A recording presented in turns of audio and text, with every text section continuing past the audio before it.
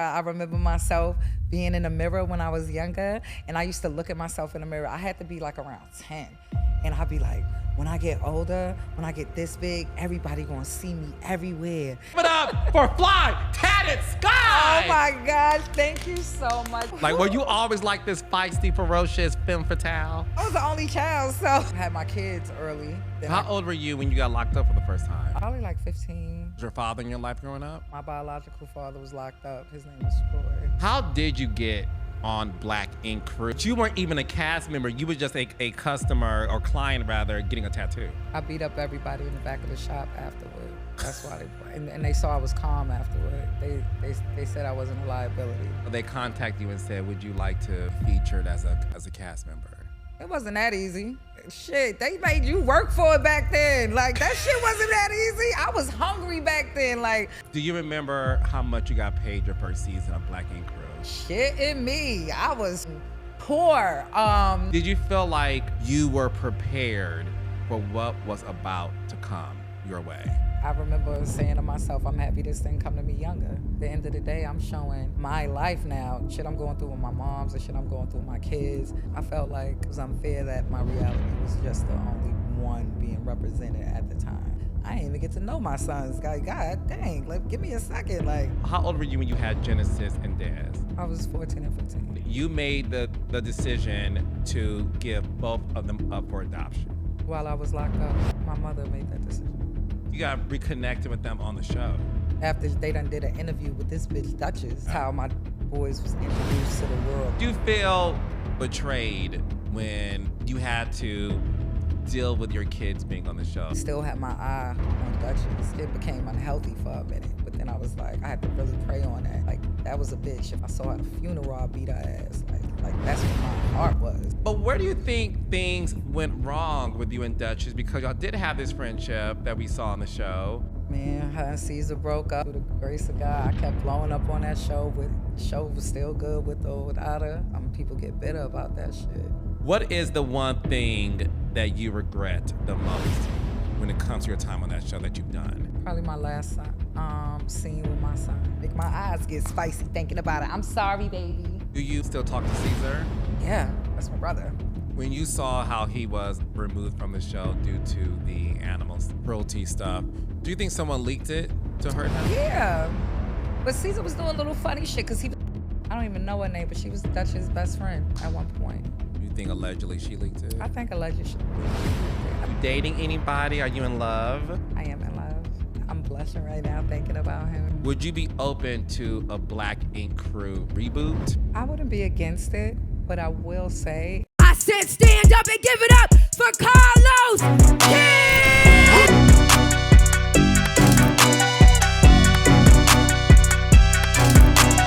Let's have a real conversation.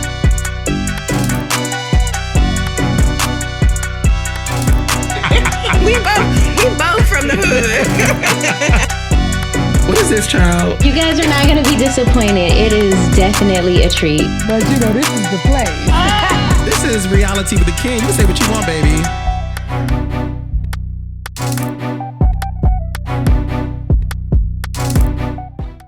Raindrops. On today's episode of Reality with the King, I am sitting with reality royalty. What this woman doesn't know is that she is one of the most requested guests that I get. And it's been happening since I started this podcast 3 years ago.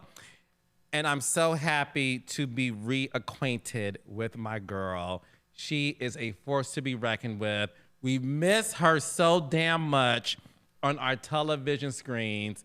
She is the pure definition of a force multiplier. She is the pure definition of a queen bee. She was the face of the show. No shade, she was. And there's no show without her, in my opinion. But anyways, give it up for Fly Tatted Sky! Oh my gosh, thank you so much, sweetheart. Oh my gosh, I love you. Round of applause for you. Love oh you. my gosh. How are you? Hi, baby, give me some energy. I love you. Thank you love for having me. No, I'm thanks for so happy to saying be yes. here. The last time we saw each other was at Keisha Kayor's birthday. Yes. Extravagant dinner, yacht party. Keisha Kayor throws a party, baby. Babe, if you're invited to one of those parties, welcome. That is a beautiful, extravagant, above the top, like, it's beautiful. Like gowns, elegance. That's my sister. I love her. No, you look amazing. Oh, thank you, sweetheart. I feel so good. Through the Your grace of God. energy, you have like this calming spirit about you today. Like, we'll get into like the history of your life and all that stuff, but you know, I'm very spiritual and I'm a Libra, you're a Virgo, right? Yes, So we're connected. But I do get this sense of like peace and tranquility as I sit across from you. Where do you attribute that to? Oh, wow. It's a lot of prayer. And I definitely went through some therapy, but I want to just give it up to God for the most part. Like, just getting back into the word and family and relationships, just mending and feeling good about that and just feeling better about myself, eating right, just doing better by me. You look good. You look good. You look good. You look good. So I want to go back a little bit before we talk about your legendary presence on television. Talk to me about like, who was Sky as a little girl? Like, were you always like this feisty, ferocious femme fatale? Oh, wow. Well, I mean, I was the only child, so it is what it is. I was outside. Like, I got off the porch early. Like, I'm a Harlem girl through and through. I went to North Carolina in my early teens for a little bit, got locked up, got in a little trouble, had my kids early.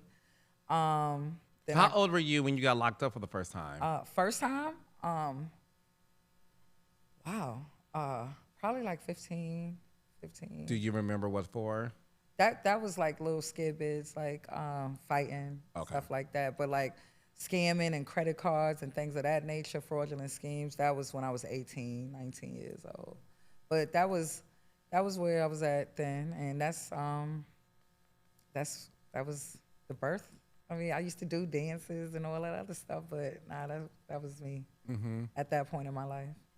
When you were like growing up, were you close to your parents? Because what I'm always curious about is when you're the only child, oftentimes, but I want to hear your story, oftentimes you are the pride and joy and the apple of your parents' eye. You're their sole focus.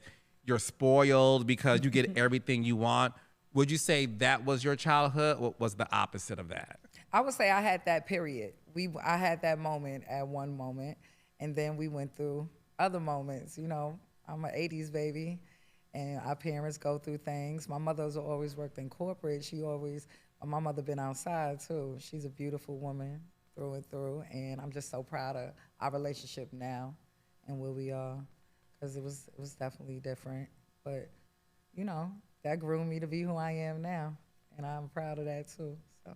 Was your father in your life growing up? My father was in my life, but my father that I was raised to know at that moment, my biological father was locked up. His name is Troy. He was locked up, and the man that raised me and his family has always been in my life still. And I really appreciate them because they also made it easier for me being a young black woman in Harlem, like being associated and attached to that family. So when you were growing up, you're in Harlem because, baby, Harlem is like no other place in the world. Yeah. When I left Detroit and moved to New York, me and my sister and her best friend, we moved to Harlem. It was on 148th and Broadway. Okay. And baby, I was like, this is like Harlem Nights with Eddie Murphy. Like it was like a whole renaissance. So like, when you were growing up in Harlem, did you know that one day you would be a television star? Like, did you have dreams of that? I knew I wasn't normal. I knew I wasn't regular. I'm not even gonna hold you. Like, and I don't know cocky shit, but low key, I knew I wasn't regular.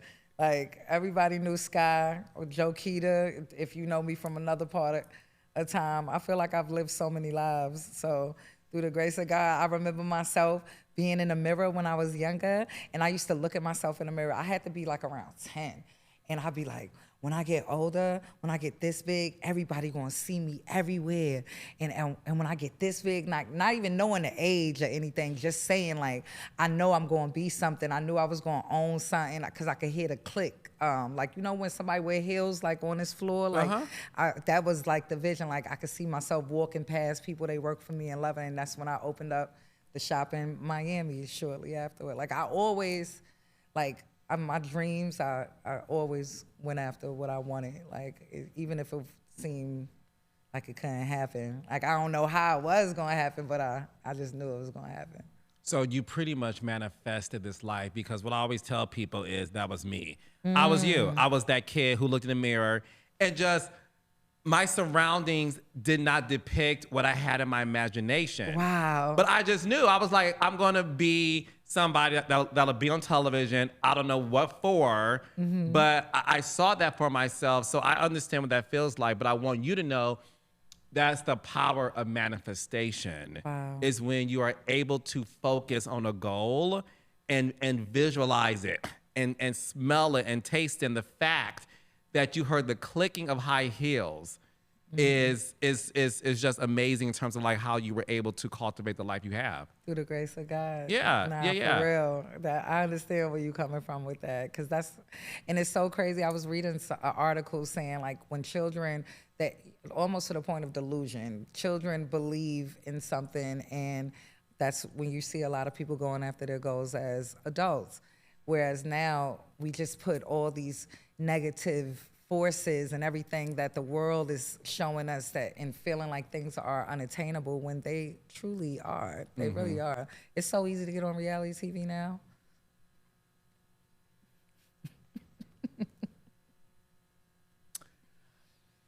I know, because listen.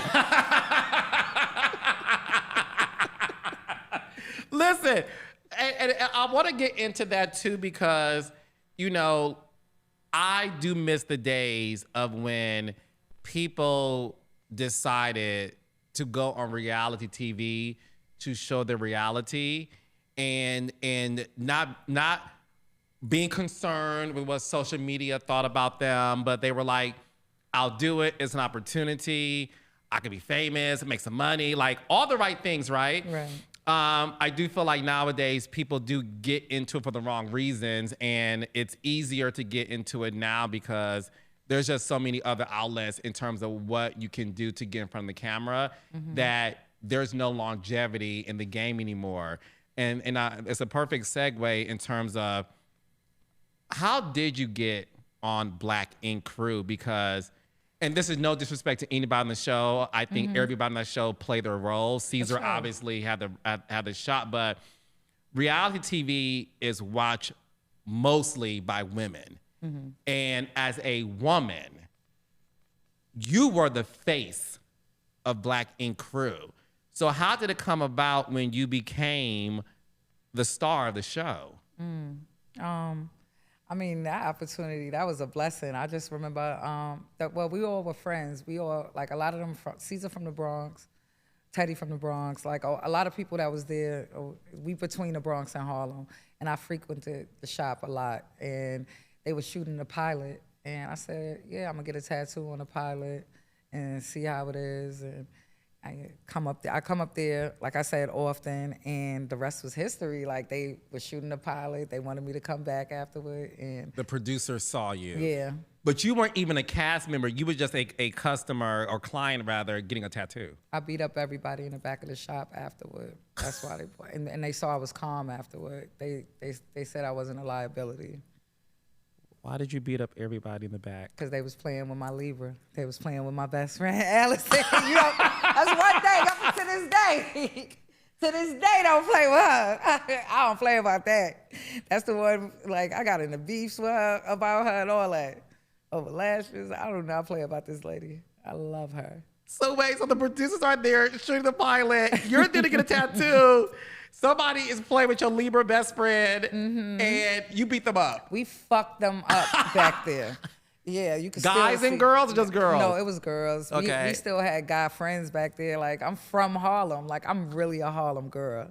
So it was a safe space for us. But, you know, it was history. That was the past. But that was something that it wasn't just me knowing how to defend myself or giving them good TV, because that was really in the moment. I'm naturally gonna show you the passion behind how I feel, and that was me all the way through in TV. And that just right there, they saw that, but they also saw that I could calm that shit down. And what's next? So they contacted you and said, "Would you like to be featured as a cast member?" It wasn't that easy. Shit, they made you work for it back then. Like, that shit wasn't that easy. I was hungry back then. Like, I'm working at I'm working at freaking, what's the name of this? I'm working at Macy's. I was doing makeup at Macy's. I was coming back and forth to film. I was hardly getting paid anything because I didn't have a contract. I just wanted to get my name out there. But then I had to put my foot down and was like, I'm not getting enough money to be coming up here. And then I moved to Atlanta. And the first week I moved to Atlanta, they gave me a contract. They said, "Oh, you serious? Come back." Yeah. So I love this conversation already. So one of my girls who I'm obsessed with and I love, hence me wearing pink. Nicki Minaj talks about. Love her. Don't you love Nicki? I love Nicki. Love Nicki. Love her. So I was watching Nicki's MTV documentary, and she talked about. No, actually, she was on 106 in Park. She was on 106 in Park, and she said everything you're saying right now. She said when she was growing up in the business, she was hungry, and she had eye surgery, I think, and I think Rihanna called her and needed her to write, be featured on her song. She said, "I got eye patches. I'm writing my verse for Rihanna," and she was like, "I was hungry." And when she looks at the state of music now, nobody's hungry. When you look at the state of reality TV right now, do you feel the same way? Like these girls aren't hungry. Like they just don't have what it takes to really have the longevity that you had. I don't want to put it like that because I feel like they hungry, but they showing they hunger in a different way, and they showing what people that they consider higher ups. They doing what they think that they is good TV. Just I'm coming up there and whooping ass, and it's not even a joke in between time. And the only thing they say trolling might be good, but the shit. I mean, we used to troll back then. We really linking up and we fighting. TV girls, all that. You get what I'm saying? Me and Rob made up, but it's like we linked up. Shit that happened on, like all this extra shit they be doing on social media, it don't add up. Like, it just don't add up to me. And I just think that a lot of people gonna get it how they live, and they gonna get it, and I can't knock nobody hustle, but a lot of these girls, I've met them, from the baddies girls to girls on Now That's TV and the girls that I came up with. And everybody hungry. But it's like if you're just throwing money in their face just to go out there and whoop somebody ass versus what's going on with this person. Like her mom's sick. This is happening. The realness of TV is just bullshit now. No reason behind it. There's no reason behind the fighting. Mm-hmm. Yeah, I feel the same way. Do you remember how much you got paid your first season of Black Ink Crew? Shit in me. I was poor. No. My first season of Black Ink, what was I getting paid? I want to say first season I got paid $1,500 an episode, and $1,500 an episode, and you wasn't even guaranteed to be featured in every episode, and with the option of getting like a 5% bump up. And I told my manager at the time. And I conspired another contract, and it was just something like I wanted my success to be my leverage. If I become the fan favorite, I want to get paid in the top 3 highest, and that's what happened after. Do you remember what was the final amount you made per episode on the show? So the way they started doing it, so per episode I was getting paid $20K, and we get bonuses in between time. Like, so it wasn't just. Because a lot of people, this was new money to us. So, but they didn't know, we didn't know at the time. All of us didn't know at the time. Like, you ain't going to tell this person what you getting paid. You're not going to tell this person. They wanted to keep some type of even playing field on our thing. So they would give people set amounts, and then you'll get your bonus checks, and you get your bonuses. Like, at the time, I know Cesar, Dutchess, and I was getting paid the most. And up until I left, Cesar and I were getting paid the most. I don't know who was number 3. When did you first realize Black Ink Crew was a success? When Rihanna knew me. I don't give a fuck. When Riri knew me, when my baby knew me and embraced me, like I saw her at a fashion week event. Mind you, I probably was on TV about 4 years by then. But just someone that you admire and showing you respect and love when they see you, not even on no bullshit, just like grab your face and embrace you. I still Rihanna grabbed her It's face. on my page, babe. You can find it. I probably reposted it once a year, every year since then. Like a fucking anniversary. So wait, so what did Rihanna say to you? She just embraced me. Just I think it initially happened on social media of some sorts because she really liked Black Ink, and from then on, we would DM each other, one another. She always responds to my DMs, and I just really think she's a Pisces. That's my sister sign. So, you know, I just feel like she's just an amazing sweetheart. And all in all, when we met, we initially met at a Fashion Week event, and it was years ago. It's on my page somewhere. And she embraced me so well. Mind you, I have a photographer with me. She like, that person with you, they gotta stop. Like, you just saw something. Like, she let them take a picture. Let them take the picture that you see on the page, and that's it. Done. Get on out of here. But she's f***ing like the most realest, sweetest human being ever. When I see her afterward, it's still all love and all good energy. So that's when you was like, bitch, I made it. Bitch! They know me here? Like, what? Riri watching me? Shut up. Yeah. No, but that's the thing. Listen, a lot of celebrities watch the shows. I'm sure you've encountered a lot of celebrities in your, time on the show. When you were doing Black Ink Crew, the show just became bigger, bigger, and bigger. What was that like? What was that like for you in the sense of you come from being this Black girl in Harlem, working at Macy's, having this opportunity, you're on TV, the show's a hit. Did you feel like you were prepared for what was about to come your way? In certain aspects, yes, because I remember saying to myself, I'm happy this thing come to me younger.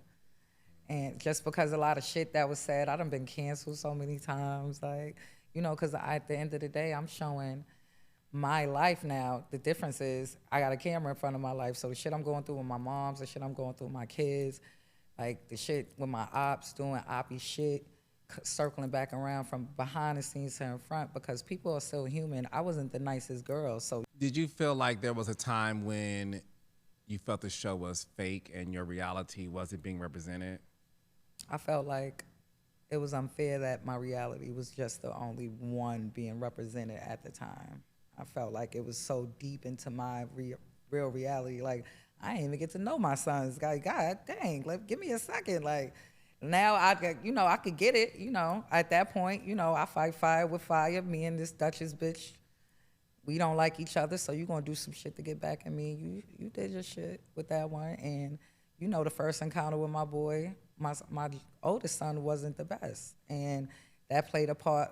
So this shit is all a cycle. Like, I still was doing a job on this show. Bitch did some backdoor shit. Really got my family into it. Now my family on TV. And I don't even know them like that. Now I got to get to know them on TV in front of y'all. All the emotions that happen with getting to know your adopted children. Now I got to get to know. And I'm explaining this to an audience of so many different demographics, from people you got to explain 5-year-old simple to people you could just say it to them and they see it for what it is.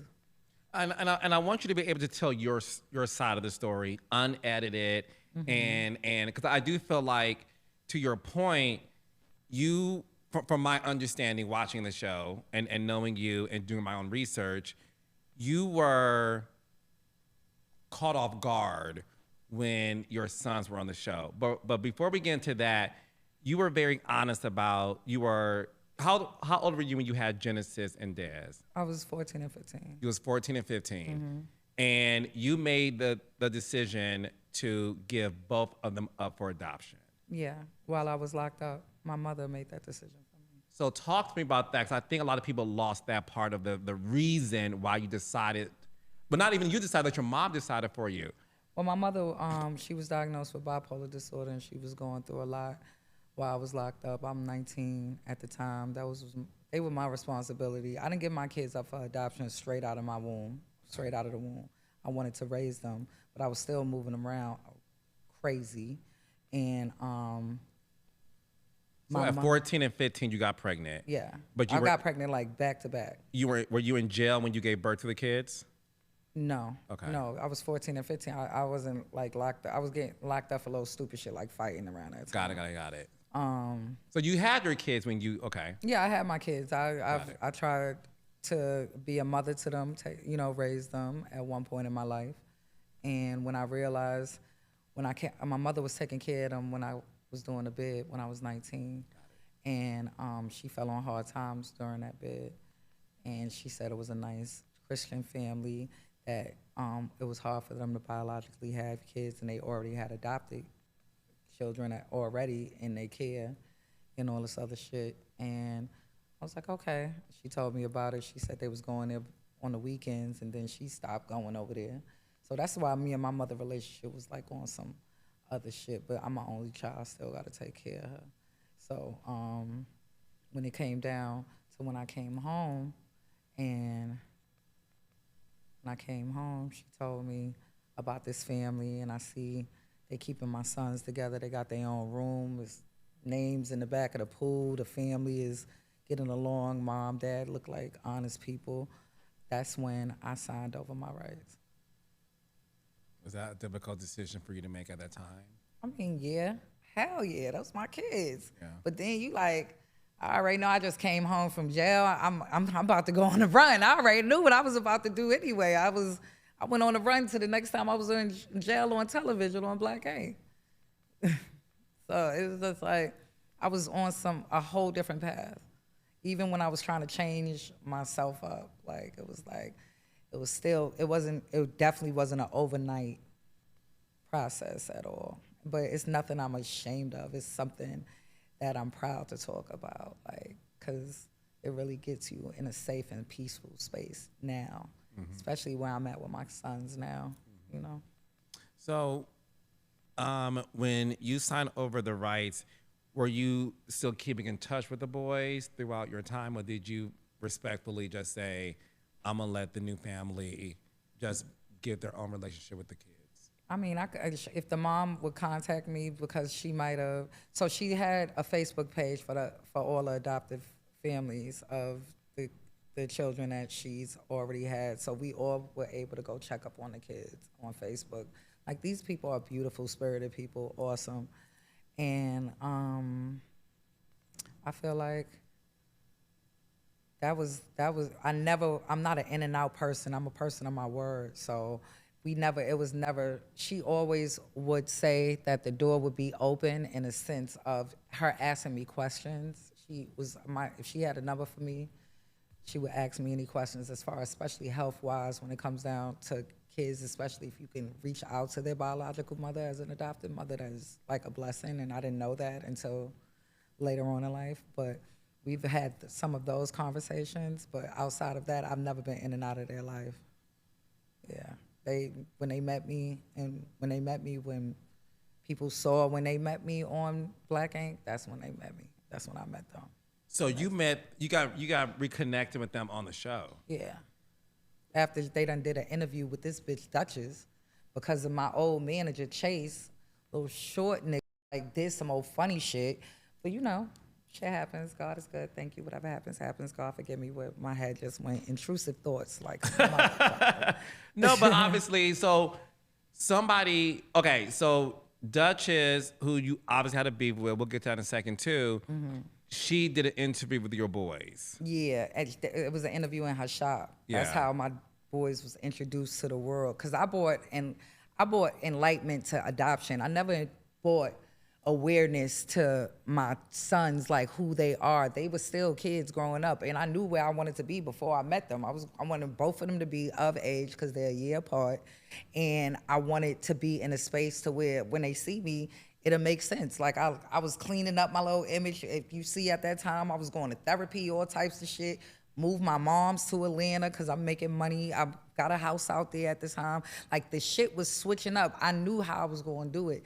She fucked that up, but that's all right because it worked out later. But you know, sometimes that shit just be in my head. Like you be want to do something, but I ain't. So when the producer saw this, you know, Dutchess and your boys, is that when they contacted your boys to appear on the show to do that scene where you met them? Not met them. You got reacquainted with them for the first time on camera. Mm-hmm. Did they give you a heads up? No. You were literally. I mean, no. They like we spoke. They spoke to me. Of course, they had to because with my son Genesis, that was afterward. Meeting up with Dessalines, it wasn't that hard. Dessalines was still in the house. He's still going to high school. You know, that was at that point easier. Meeting up with my oldest son, Genesis, he was a little more passionate. He's a Leo. He was a little more passionate, and it's nothing wrong with how he felt, and he expressed himself. He whooped the security guard's ass. And I was like, oh, that remind me of young me. He remind me like of a mother, young like me. son. He a good boy now. That's my baby. Doing that music. Did you feel betrayed when you had to deal with your kids being on the show behind your back? Just by like Dutchess, then the production of it all. No, I just always knew, like, I never looked at production as my friends. I always knew they came with a job to do. Like, that's why I said that TV shit came at a perfect time in my life. When I was young, I would have thought something totally different. I knew nobody was my friend. We might get better acquainted, relationships with me going to tier level. We got to work through some shit. So I knew everybody had a job to do. So I never really gave a fuck. I just knew I always still had my eye on Dutchess. Like the shit became unhealthy for a minute, but then I was like, I had to really pray on that, cause like that was a bitch. If I saw her I saw her at a funeral, I'd beat her ass. Like that's what my heart was. It's not there now. Through the grace of God, I've forgiven that woman. She don't even gotta ask me for forgiveness. I'm on a different wave, but a couple of years ago, maybe even 2 years ago. Bitch would have called me anyway. Well, we like that you're healed. Yeah, through the grace of God, I'm thankful. But where do you think things went wrong with you and Dutchess? Because y'all did have this friendship that we saw on the show. Mm-hmm. But again, we don't see everything. So in terms of you, because this is your story to tell and your truth, where did things go wrong with you and Dutchess to where we did see, you know, some physical altercation?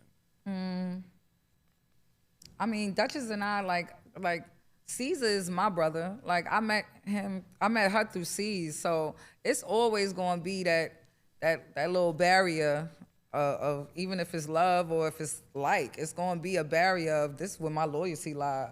Like I'm on this show because of him. If y'all I have a respect for you, but outside of that, this wasn't somebody I was like hanging out with. Like I've never, like all my friends that I've met in this game, that's not one of them. We've never been like super duper social outside. I'm not gonna say we haven't. We've eaten lunch here and there, but it wasn't given like, you know, she's probably been in my house, my grandmother's house, God bless her soul. Been in my grandmother's house probably like once so we could watch Black Ink when the show first came on. But shit like that, like I'm a realist. That's not my friend. That was never my friend. She knew that. She knew where my loyalty lied with Cesar, and I just showed her respect on the strength of that. So what happened with the two of you in your eyes? Man, her and Cesar broke up, I guess. Shit, through the grace of God, I kept blowing up on that show, but the show was still good with or without her. And you know, some people get bitter about that shit. Like it was just, and somebody, you know, two of my ops just got together because I wasn't fucking with her TV-wise. And the manager at the time, I found out he was robbing me. He was stealing from me, the nigga Chase. So they both from the Carolinas, and they linked up together, and that's how she was able to get my son's info and all that. Yeah, my kids' info, because I was already on a hunt for my kids and watching it and applying, and so I could link up with them. So he got back at me because I fired him. Shit happened. I'm so sorry. You can't. It's but you can't like really sit there and dwell on stuff like that.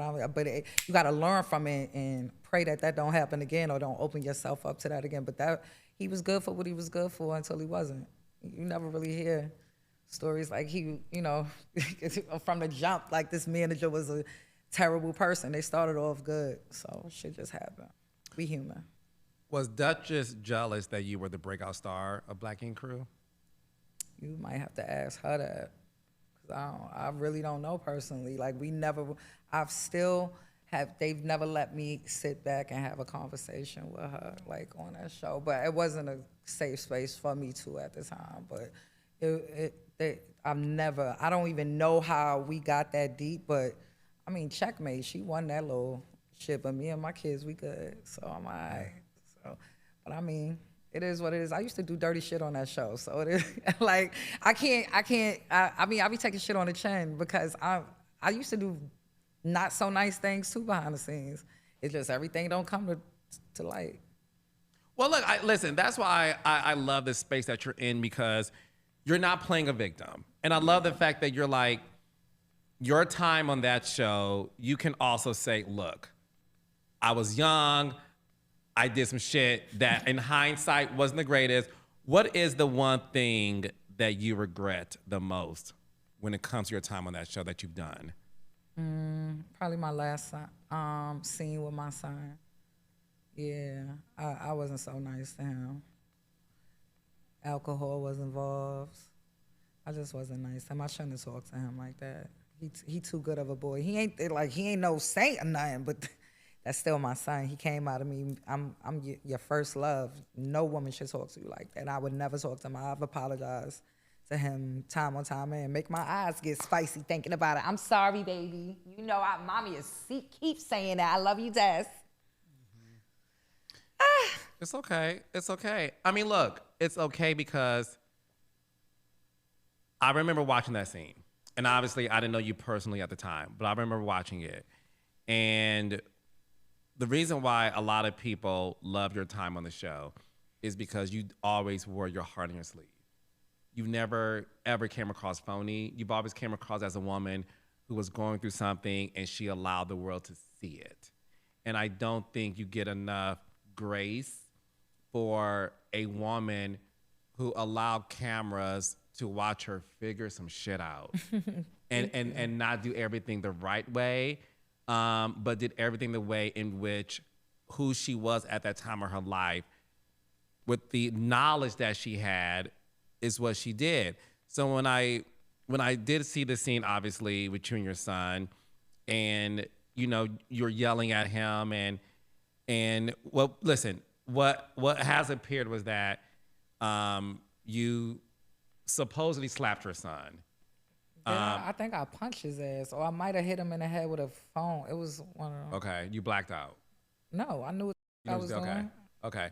And the cameras faded to black, and obviously you're charged up, and you know you got the producer holding you back. You got everybody trying to like hold you back.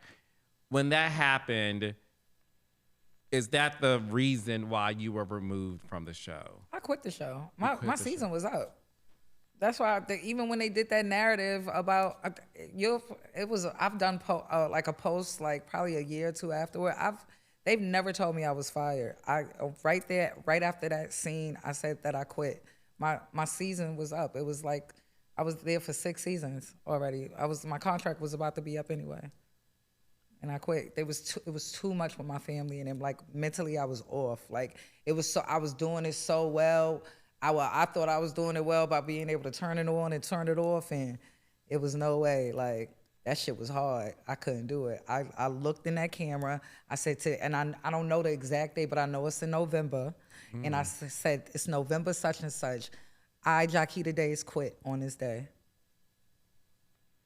Was that the last straw for you? And that was it. That was it for you. But when that narrative said that Sky is suspended. They said I was suspended afterward. That's Yeah. why I never came. That wasn't suspended. I just never came back. I left. My contract was up. I wasn't breaching a contract. I knew that they were about to renegotiate with me. The show was going to shit. Ratings was going down anyway.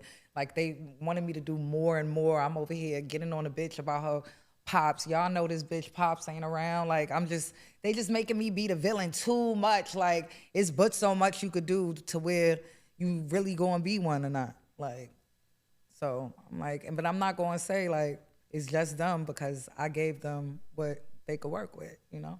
I didn't give a at that point, but then I started giving a because I saw that I wasn't being me. Do you think when it comes, I call it the real life special, and I want to get your thoughts on this.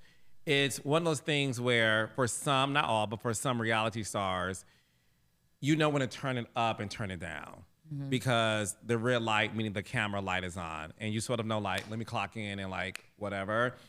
Was it at a time, was there a time during, you know, that show, was that you? Because you figure in your mind, I know what they want, whether it's the audience or whoever, like when Sky's in a scene, she gonna knuck if you buck or she's gonna be activated. Did you feel that pressure to always be that one that people could rely on to be clocked in? For the most part, because that's my job at the end of the day. Like, people be thinking reality TV is just like, oh, you just coming in, hey guys, and we got producers for a reason. You got to make it make sense, like, so everyone that's watching can understand. So I just felt for me as a service, just because I'm having a bad day on some personal shit that has nothing to do with nobody here and what's going on inside my house or whatever, it's nothing that's filmed, anything, I'm not going to come in here and be on some, hey, what's up, guys? Because guess what? That's getting ready eat this scene up, and you on me, you getting ready to play up on that energy that I played and say, oh, Sky's mad about this, and like, it's just some other shit I'm getting ready to have to battle versus me coming in, what up, guys? What's up? Like, it'll make it work better. So, I mean, that's how TV is. It's TV. When you quit the show and that incident happened between your son, how long did it take for you and him to talk again after that? It took a while. Years? Probably took about a year. Yeah, it took a while. Cause I still had some resentment. Like I had some resentment. I still feel like they linked up and they like just took something I work hard for. I felt like that for a minute. Still do sometimes. When you said they took something you work hard for, what do you mean by that? I felt like it was just so easy. At that point, I felt like that at that point, like it was taken from me because I didn't come at them. Like the way I was coming at people at that time, like I really kept them safe. Like nobody knew where my sons lived. Nobody knew nothing. Like and the way they came at me was just like some evil shit. Like I felt like y'all went to every op that y'all knew about me and just said, my youngest son hanging out with my oldest son father, like I'm like, how did this happen? And then my youngest son Pops coming through, getting the scene and getting everybody coming through and getting a check. Nobody doing this shit for free. So it was just like a little shocking for me. It was like I just felt like, damn, I got ganged up on. And I felt like a bunch of just played with me because it's all men. Like at the end of the day, from their fathers to them, like, man, it's like. And at that point, I wasn't taking no accountability until later. Like, of course, I could have reacted different. I could have, but like I told them, I was raised to know how to treat people how I'm being treated. I respect others, treat others how you want to be treated. I wasn't raised like to be someone's mom. Like I have a nurturing side to me, and at that point I did. Now it's abundant. But I wasn't raised to, here, this is my kid and I'm doing this. I've never seen that. Even with my aunts. And I have a lot of aunts. Like, I've never, like, seen that. I can't explain it. Oh, no, listen, you are a product of your environment when you're a kid, right? And it's human nature where, especially when you're a teen or a young adult, your environment teaches you how to be oftentimes in your life. And it's not lost on me that you were a young mother. And at 14, 15 for a girl, because you're not even a woman at that point, but you are a girl with a woman's responsibility. And I want you to know that you should, not saying that you do this, but my hope for you is that you don't blame yourself for something that is out of your control. At 14, 15 years old, you know, yes, you made the decision to have sex, right? But it wasn't like you were out there seeking to get pregnant and you are just figuring life out. And then it wasn't your decision ultimately to have your boys be adopted, now that we know that story. So I do think for you, as you're going through this healing process, you should, and I'm sure you have, but I want you to know you should forgive yourself. Because in order for other people to forgive you, you have to first forgive yourself. And you have to first give yourself a lot of grace. So when you talk about, you didn't see the nurturing aspect of what, you know, your aunt or your mom, all those people did. So if you're not seeing that, how can you give it? Yeah. You know what I'm saying? No, I get what you're saying. Yeah. And I appreciate that because at one point I was blaming myself, for sure. I take some accountability, but at this point I don't blame myself at all. Like everything I did was never with a malicious intent. It's with my kids, with my family. Like I always want my family to do good. I want good for my children, and that's always been what it was. Was I showing it the way they wanted it at the time? Of course. Like I was a mother saying, hey, I'm giving you this 2-parent household. You guys are together, a beautiful home, versus kids, they don't even care. We could be in a fucking box together and we could just make it work. You get what I'm saying? They gonna talk shit about that too when they get older, but it's gonna make them hungrier, you know? So I mean, I get it, you know? And just like I told them, I said, y'all would have been standing tall. Y'all wouldn't even been doing no shit like that the way y'all came out if I would have raised you. Yeah.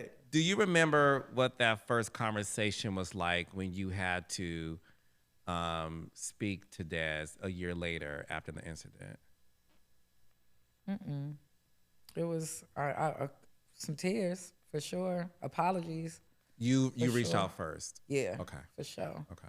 It's still like, I still make sure shit happen behind, even if it's 6 degrees of separation at that point, and still through the grace of God has blessed me to be in a good space, you know, so they good. You know, they've always been in a space to where, like, I always thought financial was good. Like, all right, they good, they need this. Here, make sure they had this over here. But, you know, I'm a phone call away. Des got my location. Genesis send me music every 5 minutes. He's so good.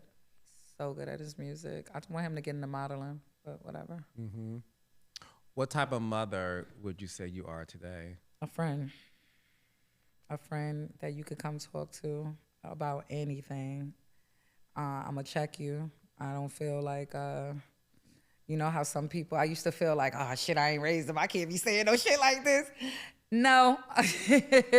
Whatever they call me about, I listen to them. I'm somewhere to listen. And it's helped me in relationships. So, like, because I'm going to treat them like as far as, you know, these are my sons, but I'm going to talk to them with love, with patience, with kindness, you know, and, you know, give them an ear to listen to. And it's also spilled into my personal relationships since I've worked on my relationships with my kids in the past, how many years? It's been 5 years. Mm-hmm. Mm-hmm. Well, look, I think the biggest thing for me is the fact that your story can resonate with a lot of teen moms, right? Not everyone has your same story, not like that, but in terms of something struck me when you said, like, because technically I didn't raise you, am I even able to discipline you? Mm-hmm. Like, I receive that. I receive that. And to know that your relationship with your boys has outlasted, you know, some of the things that happen on the show is a testament to your growth. Because would you say that during your time leaving the show and now, was there like some healing that you did, some spiritual development? Like, Talk to me about some of that stuff too. Oh, yes, yes. We've gotten into definitely spiritual development, closer to my pastor, closer in my Bible. I went away on this meditation journey for about 6 months. It was something special too. It cost a lot. What you do? You went out the country? No, it was in Arizona. Oh, Arizona's good. Yeah, it was in Arizona. Wait, you were in Arizona for 6 months? Yes, I was in Arizona for 6 months, and it's a safe space and quiet space, and you have a lot of healing sound baths, therapy, talking to someone, and it just feels good. It's a private little spot. I'll tell you about it later. Every day for 6 months? Yeah, but you could go in and out as you please. It's not like, oh, you're in some type of like a rehabilitation center, but it's a space to where it's a safe way almost, like someone to talk to. It's always someone there to talk to if you want to do spiritual cleanse, if you want to do meditations, yoga, Pilates, you know, that type of thing, spa. I was blessed enough with that. And it's a Christian-based place. Do you still talk to Cesar? Yeah, that's my brother, my Gemini brother. Blood couldn't make us any closer. He's working on some things. He still has the tattoo shop, so. When you saw how he was removed from the show due to the animals, you know, cruelty stuff, did you reach out to him? Like, how is he doing after all of that? Because you know, it was his shop and ultimately his show. So did that do like a mental, you know, instability for him at the time? I mean, like, you know, I'm not in his head, but he was, you know, he was going through it. I mean, everybody especially go through it like that. But, you know, his sister called him. I said, I know one thing, you ain't going to watch Bagel, nigga. Definitely called him like that. I said, you will not be watching your dog niece at all. But, you know, we had a little laugh. And, you know, I'm going to be there for him, right or wrong or indifferent. He took accountability for what he did, you know, and that was done in malicious intent, even with the video being out. If that was the case, you could have had a conversation with him, and y'all could have went to that dog therapy place and see something about, talk to him about dogs or something. You know what I mean? I don't know. Anger management, something.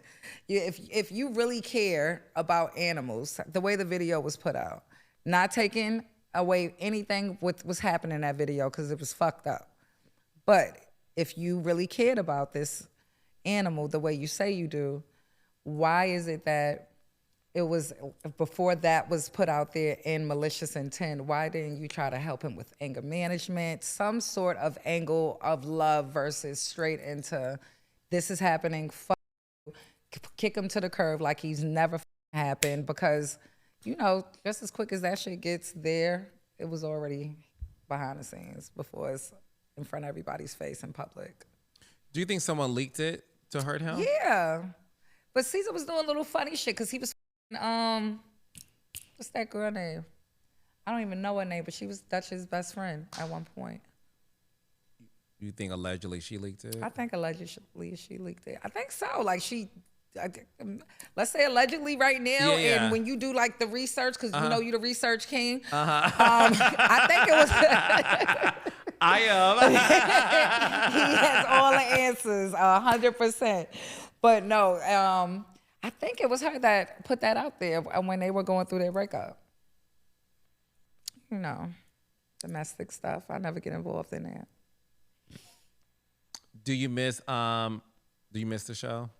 I miss them. I miss that camaraderie. And when people compare Black Ink Sky to Baddie Sky, I think it's so funny because they're not taking into account, first of all, these are years apart too. A lot of growth has happened. The fun is still there. The shit is still there. But these are people I fucking knew. Like, it's a different dynamic. Like, we all from New York. Like, we got the same slang. It was a whole different vibe. Like, you know, even with me being on Baddies, I'm so thankful for that opportunity just to show where I'm at now, you know, publicly. But I just felt, though, like it was nothing for me to have a conversation with them about. Like, at that point, they good girls. I've met a lot of these girls have bad reps, and I've been there. And they was just trying to make their money on this show and do their shit. And I don't see nothing wrong in it. Just don't play with me. Thank you. And they did it. I don't play with you. I don't think anybody wants to play with you. I don't want to play with anybody. I don't want to play with anybody. No, but I feel like when it comes to the baddies girls, I'm assuming you're like mother Yeah, to these like girls. it's love there. You know, I'm not on no bullshit with them. You know, I'm very close to Tasiki, Anna, Camila. Fucking Biggie is my baby. So those are people that I'm like super close to, like that. You know, we have a group chat type shit. T, she's such a sweetheart. Smiley makes me laugh. Can't hold you. And the new girls that are there now, you know, Natalie is still a doll. I love her, but you know. What is your friendship like with Natalie Nunn? Because, you know, when I look at her, I listen, I grew up watching Bad Girls Club on Oxygen, right? And Natalie Nunn was like the girl that me and the gays and the world was like, oh, she's it. Like, we were all obsessed with Natalie. And one thing I will say about her that makes me smile is the fact that she has still found a way to remain relevant in her own way that works for her. Mm-hmm. It may not work for everyone else, but when it comes to my reality stars, I always tell people, you can't judge. Like, if that works for her or for you or for me, like, is what works for them. And what I'm very proud of Natalie for being a woman that has, you know, co-created this space of baddies that has become franchisable. So beautiful. And you know, she's giving a lot of these girls opportunities. So what are your thoughts on her? Because a lot of people feel like she's way too old to be fighting.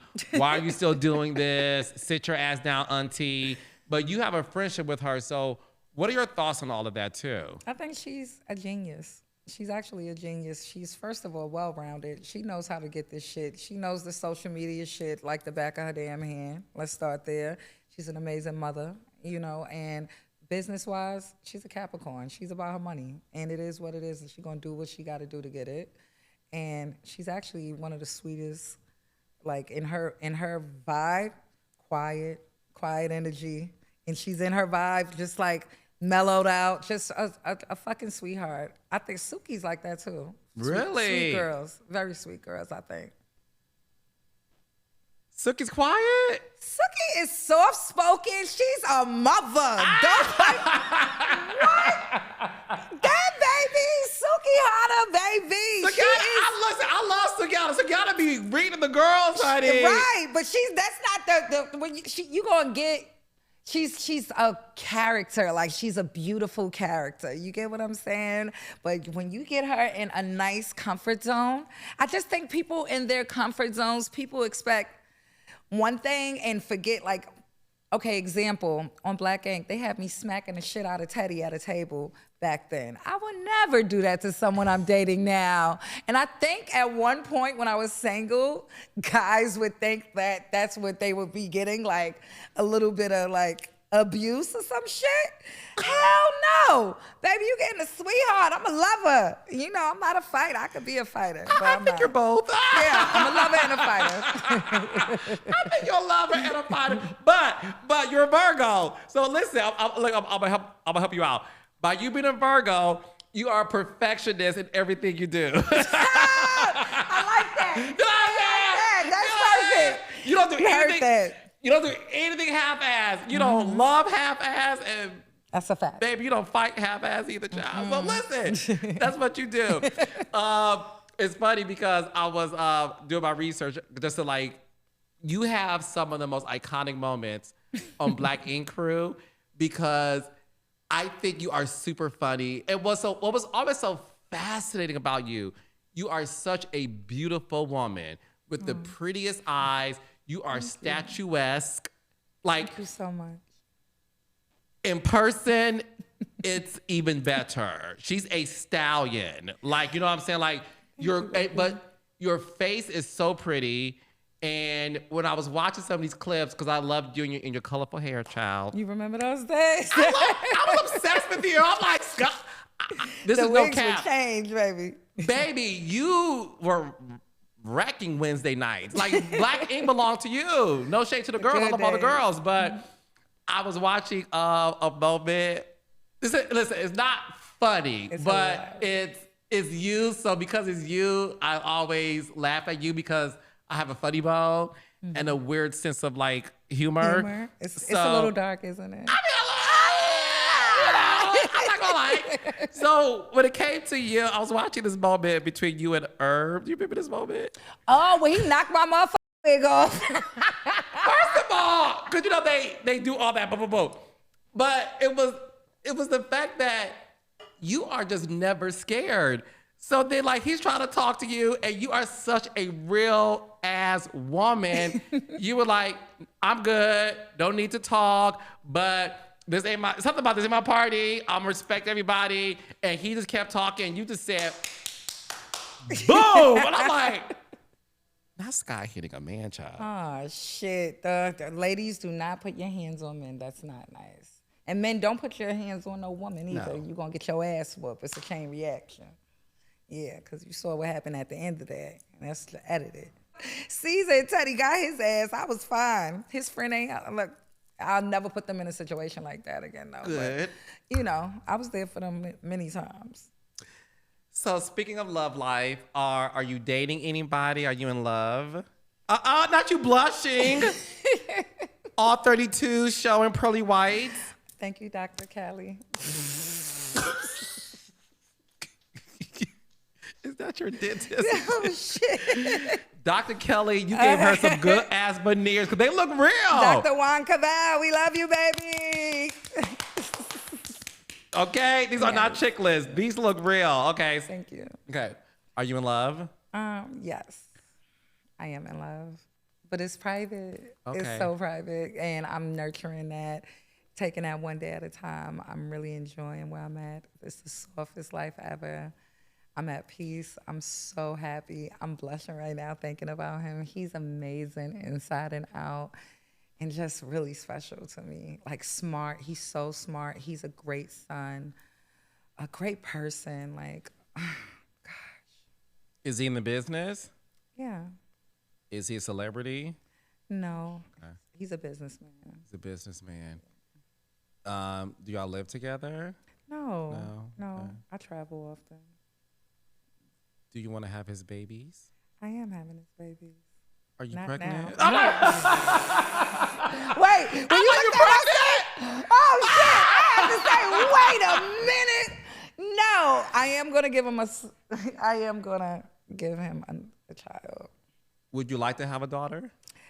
I mean, I wouldn't be against it. I want a healthy baby, Yeah. but you know, I feel like I'm a boy mom. Yeah. Like, I feel like a boy mom, even the way I am with my boys now. And when I'm with the girls, I love the little girls too. Like, they love me, I love them. He has girls? No, he has. There you go. You're smart. I'm not doing that with you. What? I ain't That's a doing question. shit. He just got kids. He has kids. He has a kid, a He has- child. He has a child. Mhm, Okay. He has a child. Okay.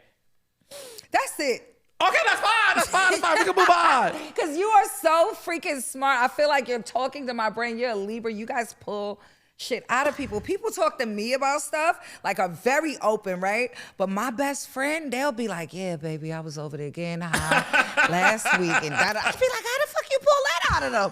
What the hell? Because you guys are, and I can see. If you keep talking, look at me in the eyes, it's going to keep going. I can't even stop. I'm just asking. Listen, we have a girl talk. Yes. Okay. Well, I'm happy that you're happy. I'm very He happy. sounds like a great guy. And listen, we miss you on television. And I do feel like enough time has passed. We see all these reboots and stuff. Right. And I feel like there's tons of growth. And listen, we want to see your happily ever after. We were robbed of really fulfilling our viewership, if you will, of seeing the rest of the chapters in your story. Mm-hmm. Would you be open to a Black Ink Crew reboot? I wouldn't be against it, but I will say it's not going to be an apology tour. It will not be an apology tour. You guys have gotten enough apologies out of me, you know, and they've all been sincere and from the heart. So it's not going to be one of those. Because I've been, contacted on 3 different occasions about, things, whether it be a reboot of some sorts or just bringing the girls back of some sorts. And I knew I was a terror back then. So I'm just getting ready to go back and sorry. No. I'm coming in a freaking church outfit. Take me for who the hell I am, damn it. Love me.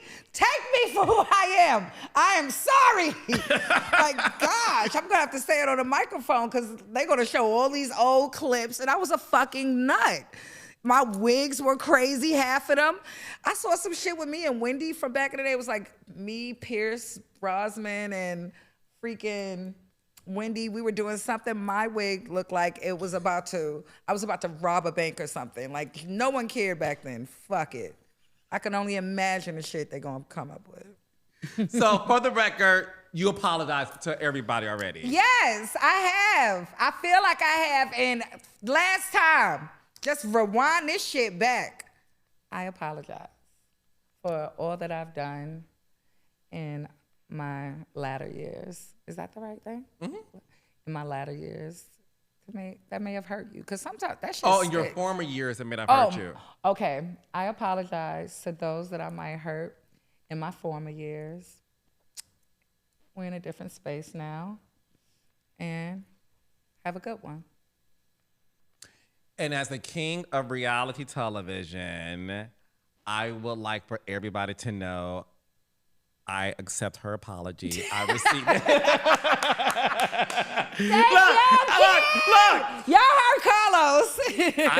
I accept it. And listen, to her credit, you apologized. You said it freely. And if there's anybody who deserves a second chance, it's you.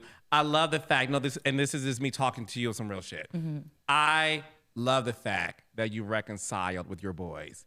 And one thing about me, I always tell people, because I defend reality stars, like, look, until you know what it's like to live your real life on camera, and we if you ever look back at any of our lives, we all have moments of like, okay, I shouldn't have said that to a person or done that to a person. But the world isn't there to capture it. Mm-hmm. And we're able to, behind the scenes of all of our lives, who's not a reality star, we're all able to ask for forgiveness and work through it. The thing with the reality stars that I always try to defend is you guys are so brave and courageous to give us an opportunity to see your life. And what you did was something you said you regret. I asked you what was your biggest regret in life. You said it was that moment with you and your son, and the fact that you reached out a year later and made things right with him. And you have a great relationship with your boys. And you're not the first woman or the last woman to have had an altercation on camera with other females on the show. Mm-hmm. It happens. You know, when I look at Natalie Nunn, when I look at Jocelyn Hernandez, when I look at some of these women, especially Jocelyn, who I'm so proud of. I'm so proud of her. Yeah, so proud of her. A woman who said, like, yeah, that was me then, but look at me now. And I feel like just like Natalie and Jocelyn, you also deserve a second chance. Thank you. And I want you to know that, and I want the world to know that you deserve a second chance. Oh, I appreciate that. And I'm more open to it now.